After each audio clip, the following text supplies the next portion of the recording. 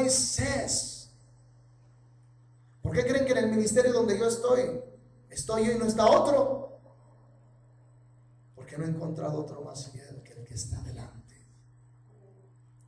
Era alguien en quien podía confiar Dios. Y yo te pregunto, ¿acaso Dios podrá confiar en ti?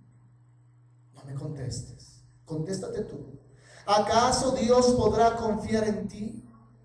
¿O eres de los que dejan las cosas tiradas? ¿O son aquellos que dicen, cuando aunque tenga una tarea en la iglesia, le voy a decir a la pastora que no voy a poder, y ellos que lo hagan? Y luego decimos, Dios mío, ¿por qué no me usas? Dios tiene que ver en ti que eres confiable, que te puede dejar una tarea y no la vas a dejar tirada. Hace un par de años atrás, tal vez unos 5 años atrás, yo he escuchado la voz de Dios muchas veces, he tenido visiones, sueños, pero yo tenía ganas que un profeta me diera una palabra de Dios. Y lo que yo quería escuchar del profeta era qué es lo que pensaba Dios de mí, qué es lo que Dios pensaba de mí. Y vino un apóstol profeta, Tony Santa Cruz, de Guatemala. Yo estaba postrado en la reunión, él estaba predicando. Se aproxima a mí, me pone la mano en el hombro y me dice, Dios dice así, tú eres confiable para Él. Confiable. Qué palabra tan sencilla, qué palabra tan poderosa en el reino. Pues Él nos puede confiar sus dones, su llamado, la iglesia, el ministerio, y saber que vamos a sacar adelante la tarea, aunque llueva y truene y relampaguee, vamos a ser fieles con la tarea de Dios. Y Dios quiere que cada uno de ustedes, Dios quiere confiar en cada uno de ustedes, pero tienen que poner de su parte. Pero para poder ser confiables hay que sacar la amargura y el resentimiento. Porque el resentimiento nos hace ser desconfiados aún de Dios. Aún el que tiene amargura y resentimiento desconfía de Dios, desconfía de los siervos, desconfía de todo mundo, porque necesita ser tratado en su alma.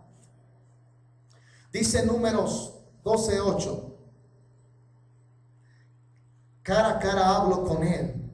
Dios está diciendo y defendiendo a Moisés en persona y no por enigmas. Y él contempla la apariencia de Jehová. ¿Por qué, pues, no tuviste temor de hablar contra mi siervo, contra Moisés? O sea, Dios le hablaba directamente al siervo que él puso. En otras palabras, dile al que está a tu lado, Dios cuida a sus siervos. Aunque tú no levantes la mano, Dios la levanta por ti. ¿Por qué pues no tuviste temor de hablar contra mi siervo, contra Moisés? ¿Se da cuenta que Dios vuelve a enfatizar quién es su siervo? ¿Quién es a quien puso al frente del pueblo?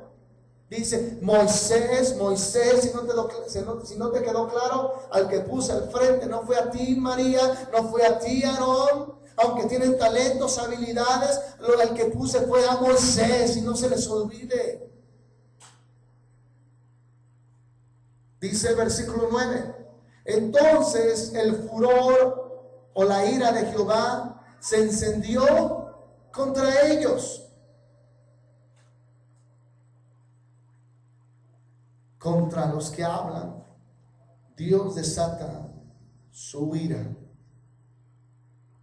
Diga conmigo, y se fue. Dios se retiró de ellos.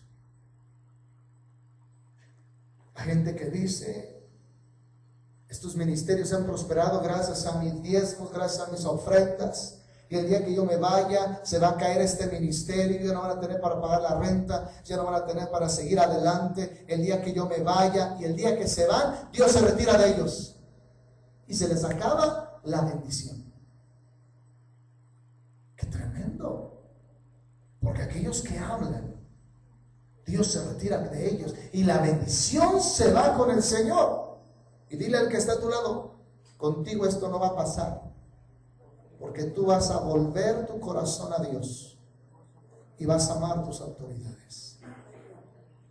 Dios retira su respaldo de los rebeldes. Dios siempre va a quitar su respaldo de los rebeldes. Y yo te podría contar historia tras historia, que cuando alguien es rebelde, Dios retira su respaldo. Números 12:10. Cuando la nube se apartó de encima del tabernáculo, he aquí que María quedó leprosa, blanca como la nieve. Aarón se volvió hacia María y he aquí que estaba leprosa. María no se podía dar cuenta de qué tan mal estaba su alma. Su alma estaba leprosa. Su alma estaba llena de resentimiento y amargura contra Moisés, porque decía María, es que Moisés se lleva todo el crédito, es que siempre estamos apoyando a Moisés y no tenemos gran cosa de Moisés. Dios le reveló a María lo que había en su alma. ¿Y qué había en su alma? Lepra, amargura, resentimiento. Recordemos la historia que cuando Dios llama a Moisés por primera vez en la zarza ardiente, una de las señales que Dios le da a Moisés es que le dice, mete tu mano en tu costado. Él venía herido y lastimado de Egipto, lo estaban persiguiendo. Había perdido poder y autoridad y reconocimiento en Egipto y ahora vivía como forastero. Vivía cuidando las ovejas de Madián, de la tierra de Madián de su suegro. Y se había resentido porque de tener todo ya no tenía nada. Pero dile al que está a tu lado, Dios no puede usar a alguien que tenga resentimiento y amargura sin que antes lo sane. Y cuando Moisés saca su mano de su costado, su mano estaba llena de lepra, porque de lepra estaba llena su alma, hermanos. Cuando saca la mano llena de lepra, porque así se encontraba el estado de su alma.